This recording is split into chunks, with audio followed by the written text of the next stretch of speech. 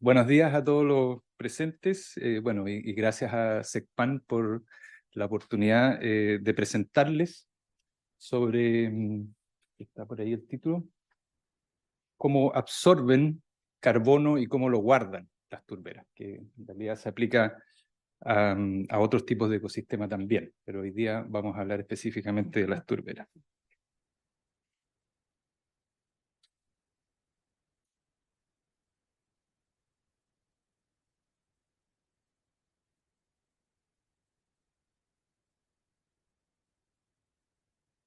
Bien. Mi objetivo hoy entonces es contarles sobre estos dos conceptos, ¿cierto? De cómo absorben y guardan carbono las turberas, y mi objetivo es que al final de la charla quede bien claro por qué estos son conceptos, los dos muy importantes, pero distintos. Muchas veces se habla de la captura de carbono y se usa indistintamente para dos procesos, ¿cierto? Que uno es la absorción y otro es la acumulación. Por lo tanto, quiero destacar la diferencia entre esos conceptos y, por supuesto, la importancia de las turberas en estos dos casos. Solo como breve introducción, porque ya han visto todo este tipo de figuras, yo elegí esta que muestra el aumento de la cantidad de las emisiones de CO2 desde el año 90 y que muestra un rápido aumento. Esto no es lo más actualizado. De hecho, me interesó porque muestra aquí la disminución que hubo durante la pandemia, pero que luego se volvió a retomar las emisiones, y muestra también que ha habido otros eventos, ¿cierto?, en la historia reciente, como la crisis global financiera que hubo en el 2008 o la disolución de la Unión Soviética, donde han bajado las emisiones. Sin embargo, seguimos retomando ese aumento y todo parece indicar que va a continuar. Entonces, por ejemplo, en el año 2020 las emisiones totalizaron 38,4 gigatoneladas de CO2, lo cual significó un 53% más de lo que había en 1990. De ahí entonces el interés mundial, ¿cierto? Porque sabemos que el CO2 como gas de efecto invernadero aumenta la temperatura atmosférica, causa el cambio climático, y hoy en día se ha llegado a hablar, las Naciones Unidas hablan de la ebullición global. O sea, estamos en una etapa que ya pasamos el cambio climático, estamos viendo los extremos en todo el mundo, sequías, ¿cierto? Precipitaciones extremas en otras partes del planeta. Entonces, de ahí la importancia de conocer un poco mejor el ciclo del carbono. Entonces, un esquema bien simple que elegí para conversar sobre cómo entra el carbono a los ecosistemas. Estoy seguro que todos han estudiado en algún punto, ¿cierto?, sobre la fotosíntesis, y destacar que son efectivamente las plantas las que logran sacar el CO2 de la atmósfera a través de la fotosíntesis, utilizando entonces la luz solar y absorbiendo este dióxido de carbono para generar azúcares, ¿cierto?, que finalmente después son transformadas en distintos tipos de moléculas como proteínas, grasas, etcétera, liberando importantemente el oxígeno a la atmósfera. Y destaco aquí también que para ese proceso necesitan agua y necesitan otros nutrientes, no solamente el CO2 de la atmósfera, sino que para crecer necesitan estos otros minerales. O sea, la calidad del suelo obviamente va a ser muy importante también en cuánto pueden capturar, ¿cierto? Cuánto pueden absorber desde la atmósfera. Y si lo vemos en un ecosistema real, bueno, vamos a tener distintos tipos de plantas. Ya el profesor Carlos recién presentó la diversidad de plantas que hay en las turberas. Ahí hay algunos arbolitos creciendo entre medio de la turbera incluso. O sea, independiente de la forma vegetal que tengan, va a ser el mismo proceso por el cual las plantas van a ir absorbiendo ese carbono, y lo han hecho durante la historia de la Tierra. Si miramos entonces ahora dónde guardan el carbono los ecosistemas, vemos que a nivel mundial, estas cifras son a nivel mundial, vemos que las plantas guardan 560 gigatoneladas de carbono, que es como lo primero que nosotros vemos. Miramos un ecosistema, lo más evidente son efectivamente las plantas. Pero si se fijan en la cantidad que hay guardada en el suelo, es prácticamente 3 veces más de la que guardan las plantas, 1.500 gigatoneladas de carbono. Y es el doble, ¿cierto?, de lo que hay contenido en la atmósfera. Incluso en el suelo hay más que lo que hay en las plantas y la atmósfera juntos. Entonces el suelo siempre ha sido como un elemento poco valorado en ese sentido del rol que tiene en la acumulación del carbono. ¿Sí? Y si lo vemos a nivel global, entonces, ¿cuáles son los ecosistemas que guardan más carbono?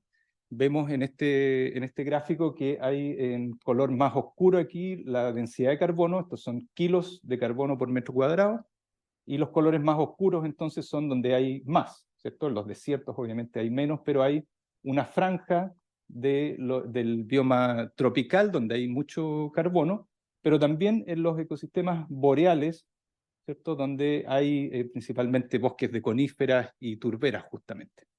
Y nuestro país, que es pequeño, ¿cierto? Largo y delgado, tiene colores bien oscuros ahí, o sea, tenemos gran cantidad de carbono acumulado en nuestro ecosistema, en la parte sur de Chile. ¿Dónde guardan el carbono? Bueno, curiosamente los sistemas tropicales, que uno tiende a pensar de que los suelos son muy fértiles, cuando hay mucha temperatura y mucha precipitación, las plantas tienden a sacar todos los nutrientes del suelo y la mayor cantidad de carbono está acumulado de la superficie hacia arriba, ¿ya? A diferencia de lo que pasa en los ecosistemas más fríos, que puede haber un crecimiento más lento, pero también una descomposición más lenta. Por lo tanto, la acumulación ocurre sobre la superficie del suelo y obviamente en el suelo. Entonces, la absorción es más lenta, pero también la descomposición es más lenta, por lo tanto se va acumulando en la superficie y en el suelo. Y es lo que pasa en nuestros ecosistemas también en el sur de Chile. ¿Sí? Entonces, si miramos un poquito más en detalle el ciclo del carbono en las turberas, vamos a ver que las plantas son, como decíamos, efectivamente las que hacen la absorción de CO2 desde la atmósfera, y tenemos una división aquí del acrotelmo con el catotelmo que está definido por el nivel de la napa. ¿Okay? Entonces, cuando las raíces están aireadas, van a producir CO2. Las raíces también respiran, como todo el resto de las partes de las plantas, y ese CO2 puede ser liberado, ¿cierto?, de vuelta a la atmósfera. También los micro y macroorganismos que hay en las turberas van a respirar, a descomponer la materia orgánica y van a producir este CO2. ¿Okay?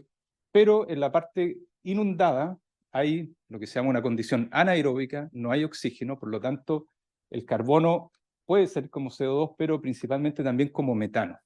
¿Okay? También el metano se suele olvidar que también es parte del ciclo del carbono, ¿cierto? Y es muy importante en el caso de las turberas porque esta condición inundada hace que el metano pueda salir por ebullición o incluso a través de las mismas plantas. Y el metano es un gas que tiene 25 veces el poder de calentamiento de una molécula de CO2. O sea, hay menos en la atmósfera, se produce menos, los gases son menos, pero tiene más efecto de calentamiento global. Por eso que hay también mucha relevancia, mucha atención a cuáles son las emisiones y posibles incluso capturas de metano. Aquí tenemos una fotografía real, ¿cierto?, que me facilitó Jorge Valenzuela de un corte de camino donde muestra estos sectores que son como los activos, ¿cierto?, y la parte inundada que se llama horizonte de depósito y finalmente el subsuelo rocoso. Entonces, ¿cómo se forman las turberas? Básicamente se produce, ¿cierto?, esta materia orgánica que se va acumulando en forma semidescompuesta, que llamamos turba, y que genera esta masa esponjosa, ¿cierto?, que puede tener hasta un 90% de su contenido en agua. Es muy poco densa y en esos espacios porosos justamente es donde se junta el agua. La división que yo voy a hacer, diferente a la que hizo el profesor recién, es más bien del origen, ¿cierto?, separando las de origen glaciar a las de origen antropogénico, y en esta columna entonces está el proceso por el cual, al retirarse los glaciares, dejan masas de agua que son finalmente rellenadas, ¿cierto? Vimos que hay pocas especies que logran sobrevivir en estas condiciones inundadas, van a través de la fotosíntesis generando esta materia orgánica que se va acumulando, ¿cierto?, como turba negra sobre los sedimentos, y la turba rubia, que es la que está más activa. En cambio, en los de origen antropogénico tenemos que se da una condición en algunos suelos de una capa de fierrillo, ¿cierto?, que es una capa dura que sella el suelo, sobre el cual generalmente hay bosques, pero cuando se produce un incendio o una tala rasa, en suelos sobre tipo ñadi, lo que pasa es que cambia el balance hídrico, sigue precipitando lo mismo, ¿cierto?, pero ya no están las plantas que lo retengan o que lo transpiren, por lo tanto esos suelos se inundan. Y esa condición de inundación, similar a las condiciones que se generan acá, genera entonces de nuevo el crecimiento del sphagnum, de la turba, y la creación de un ecosistema tipo turbera, ¿cierto? Pero que se llama antropogénica porque es de origen antrópico. Bueno, las turberas entonces tienen mucha importancia, ¿cierto? No solo desde el punto de vista del carbono, si bien, si se fijan en el carbono, guardan 1/3 del carbono que está guardado en los suelos a nivel mundial, ¿okay? A pesar de que solo cubren el 3% de la superficie terrestre. O sea, son grandes reservorios de carbono en el mundo. Pero también son importantes, como mostró el profesor recién, por la conservación de la biodiversidad. Hay especies que solamente crecen ahí. Y eso hablaba de esta doble crisis, ¿cierto? De crisis climática, crisis de biodiversidad, y hoy día se habla de una triple crisis con la contaminación. Por lo tanto, ayudan, por lo menos en estos dos ámbitos, regulan el ciclo hídrico, como también se conversó, e incluso constituyen archivos paleoambientales por estas condiciones anaeróbicas que permiten mantener material genético. Y en el caso de Chile, bueno, esta estimación puede que se quede corta, ¿cierto?, en cuanto a los humedales que hay, pero sí es una baja superficie con respecto a la superficie terrestre que tenemos. Bueno, aquí hice una recopilación de algunos estudios, que no son muchos lamentablemente, de cuánto carbono hay acumulado en los ecosistemas. Y esto está en toneladas de carbono por hectárea, partiendo por un matorral esclerófilo que medimos en Coquimbo. Y solamente quiero destacar aquí 3 valores, que medimos en el bosque de Chiloé, la Estación Biológica Senda Darwin, donde encontramos un poquito más de 1000 toneladas de carbono acumulado por hectárea. Es una turbera antropogénica que está muy cerca de ese bosque, 130 toneladas de carbono, y este estudio que muestra que las turberas glaciares pueden llegar hasta 1600 toneladas, o sea, pueden tener más carbono que los bosques. ¿Okay? Y bueno, siguiendo con esta línea de tratar de estimar cuáles son los reservorios de carbono en los distintos ecosistemas, hicimos este estudio donde juntamos 2 bases de datos. Por un lado, una base de datos de suelo que se recopiló hace poco con muchos estudios del CIREN y de otros investigadores, y por otro lado, datos del INFOR, con las parcelas permanentes que ha hecho el INFOR, para obtener datos sobre todo de cuál es el carbono en la biomasa en bosques nativos. En el resto tuvimos que usar más bien datos bibliográficos. Entonces, bueno, esta tabla tiene mucha información, pero básicamente medimos el carbono que hay en la biomasa, estos son toneladas de carbono por hectárea, el carbono en el suelo, la suma de ellos, y en el caso del suelo, cuál era la profundidad máxima, cuál era su área total, y el carbono total en el caso de los ecosistemas terrestres de la Patagonia chilena. Destacar entonces que las turberas, si bien tienen poco carbono acumulado en la biomasa, en el suelo, y aquí hay 2 estudios distintos, el que nosotros, la base de datos que cruzamos, que lo estiman 406 toneladas de carbono por hectárea, y esta otra que habla de 1680. De estas 2, la más probable que sea cierta o más cercana a la realidad es esta que llegó hasta 12 metros, que sabemos que es la profundidad que puede alcanzar las turberas. El área son 3,3 millones de hectáreas, ¿cierto? Menos que los bosques. Sin embargo, si tomamos este valor, que creemos que es el correcto, tiene 5.731 millones de toneladas de carbono, que es más de lo que tienen los bosques de la Patagonia chilena. En este mismo estudio, entonces, aquí están los tipos de ecosistemas, con estos puntos son los puntos de muestreo de las parcelas del INFOR. Acá tenemos las áreas protegidas, que afortunadamente en la Patagonia chilena son bastante, creo que son como 55% de la superficie, y con estos puntos donde se muestreó el suelo. Y aquí tenemos la cantidad de carbono acumulado en cada uno de estos puntos. Entonces, comparando el valor de carbono acumulado en las áreas protegidas, que es de 508 toneladas por hectárea, que es mayor que el promedio de la zona, eso es importante para demostrar el valor de la conservación en la acumulación de carbono. Cuando lo comparamos con valores publicados de ecosistemas no perturbados de la Amazonía, que llegaba a 276, encontramos que esto era casi el doble de lo que se podía encontrar en la Amazonía. Obviamente que la Amazonía sigue teniendo mucho más carbono total porque es un área muchísimo más grande, pero por hectárea nuestros ecosistemas pueden acumular más carbono que estos ecosistemas en la Amazonía. Con motivo de la COP que se iba a realizar en Chile, se formó un comité científico y nos pidieron que hiciéramos análisis de distintos aspectos. Y uno de ellos fue cuáles son los efectos del cambio de uso de suelo sobre el carbono almacenado. Y ahí hicimos de nuevo una recopilación de estudios que hemos hecho para comparar el contenido de carbono en un uso original y en un cambio de uso de suelo, ¿cierto? Y vimos que, bueno, siempre se pierde carbono cuando cambiamos el uso del suelo, pero en resumen, encontramos que hay coincidencia en que, por ejemplo, un incendio genera la pérdida de cerca del 90% del carbono que hay en un ecosistema, porque se pierde no solo lo que hay arriba en la biomasa, sino que también se pierde lo que hay en el suelo, mucho de eso se volatiliza y se sigue perdiendo después con el tiempo. En el caso de la deforestación, ronda el 50%, y cuando hacemos un uso agrícola de un ecosistema está alrededor del 11%, pero hay que pensar que ese 11% es sobre el 50% que ya se perdió por deforestación. O sea, cuando nosotros manejamos, cuando convertimos los ecosistemas de natural a un uso antrópico, estamos perdiendo ese carbono que está ahí acumulado. En un ejemplo más específico del carbono capturado, ¿cierto? Que es, ahora estamos hablando del flujo en la turbera antropogénica que estamos midiendo en la Estación Biológica Senda Darwin.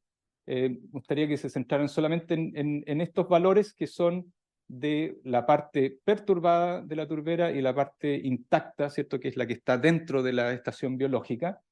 Y estos son gramos por metro cuadrado por año, y encontramos entonces que en el sector no perturbado ese valor alcanzaba los 135 gramos por metro cuadrado por año, mientras que en la zona perturbada, que pertenece al vecino, ¿cierto? Donde hace extracción de pompón y hay pastoreo de ganado vacuno, eso llegaba solamente a 32. Los valores son negativos por convención, pero significa que esto se está sacando de la atmósfera, se está capturando. O sea, los dos son sumidero, pero el sector intacto es un mayor sumidero por varias veces. ¿Cómo medimos esto? Y es una técnica poco conocida porque es bastante difícil de manejar y bien costosa. Esta se llama Edicovariance y es un instrumento, que aquí está como la médula del equipo, es capaz de medir los flujos en forma instantánea. Combina un anemómetro que es capaz de descomponer el aire, la velocidad del viento, perdón, y finalmente estima la velocidad del viento vertical y al mismo tiempo la concentración de CO2 con otro analizador, y junta esas dos cantidades y puede estimar cuánto CO2 está entrando al ecosistema o está saliendo, ¿cierto? De noche, por ejemplo, cuando no hay fotosíntesis, solo está saliendo CO2. Por eso tenemos que medir día y noche y por todo un año para recién poder decir si ese ecosistema es sumidero o fuente, ¿cierto?, de carbono. Y no solamente necesitamos medir un año, porque hay variación climática entre los años. Por lo tanto, hemos observado que un año puede ser un sumidero más fuerte y otras veces menos. Por lo tanto, estos son estudios que se tienen que hacer a largo plazo. Y en el caso de esta turbera, como les decía, aquí se alcanza a ver la división, ¿cierto? Lo instalamos el equipo justo en la mitad. Esta es la parte del vecino y esta es la parte de la estación biológica que se ha ido recuperando lentamente. Y entonces esta estación mide lo que está pasando en este sector cuando el viento viene de acá y lo que está pasando en este sector cuando el viento viene de acá. Entonces, de esa manera, instalándola justo en la mitad, pudimos comparar los dos usos, ¿ya? Tenemos una estación similar en el bosque, pero ahí necesitamos una torre. Hay una torre de 42 metros que está instalada en la mitad del bosque, que también mide día y noche y que justo este mes está cumpliendo 10 años de mediciones, ¿sí? Bien, entonces, para reforzar entonces la diferencia entre el flujo y el reservorio de carbono, voy a usar datos que ya les mostré de la turbera antropogénica en la Estación Biológica Senda Darwin. Por un lado, les conté entonces que el reservorio, lo que tiene acumulado en todo el tiempo, son 130 toneladas de carbono, ¿sí? Contenido total de carbono acumulado. Y por otro lado, les conté que el flujo eran 135 gramos de CO2, ¿cierto? Ojo que hay distintas unidades, por metro cuadrado por año. Esto está por hectárea, está por metro cuadrado, por lo tanto aquí hice una conversión para dejarlos en la misma unidad, y tenemos que al año esta turbera va a absorber 0,368 toneladas de carbono por hectárea por año. Si nosotros juntamos esas dos cantidades, o sea, lo acumulado en toda su historia, dividido por lo que fija cada año, tenemos que tomaría 353 años en acumular toda esa cantidad. ¿Okay? Entonces, con esto quiero explicar la diferencia entre los dos conceptos, pero también relevar la importancia de conservar los ecosistemas que tienen mucho carbono acumulado ya. ¿Okay? Porque cuando hablamos de mitigación del cambio climático, generalmente estamos hablando de generar un delta, ¿cierto? Algo que tenemos que sacarle a la atmósfera nuevo, que no existía. Sin embargo, eso muchas veces hace que desviemos la atención de proteger los ecosistemas que llevan muchos años, ¿cierto? Décadas, siglos acumulando carbono, y que los desprotegemos y estamos liberando todo ese carbono que está ahí acumulado. Por último, en este capítulo que generamos, como les decía, para la COP, de cambio de uso de suelo en Chile, revisándolo encontré que habían varias medidas que propusimos para las NDC, siempre se me olvida la sigla, Contribución Nacional Determinada, ¿cierto?